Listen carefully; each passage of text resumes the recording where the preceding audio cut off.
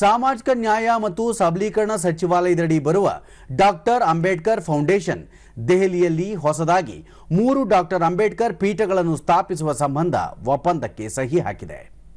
ಈ ಪೀಠಗಳನ್ನು ಮುಂಬೈ ವಿಶ್ವವಿದ್ಯಾಲಯ, ಜೈಪುರ ರಾಷ್ಟ್ರೀಯ ವಿಶ್ವವಿದ್ಯಾಲಯ ಹಾಗೂ ಉತ್ತರಾಖಂಡ್ನ ಜಿಪಿ ಪಂತ್ ಕೃಷಿ ಮತ್ತು ತಂತ್ರಜ್ಞಾನ ವಿಶ್ವವಿದ್ಯಾಲಯದಲ್ಲಿ ಸ್ಥಾಪಿಸಲಾಗುವುದು।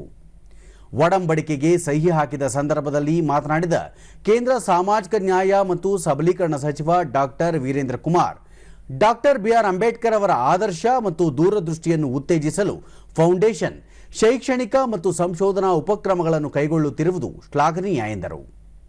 ಅಲ್ಲದೆ ಸಮ ಸಮಾಜ ಮತ್ತು ಎಲ್ಲರನ್ನೊಳಗೊಂಡ ಸಮಾಜ ನಿರ್ಮಾಣದ ನಿಟ್ಟಿನಲ್ಲಿ ಶೈಕ್ಷಣಿಕ ಸಾಮಾಜಿಕ ಜಾಗೃತಿ ಮತ್ತು ಸಾಂಸ್ಥಿಕ ಸಹಭಾಗಿತ್ವ ಅತ್ಯಗತ್ಯವಾಗಿದೆ।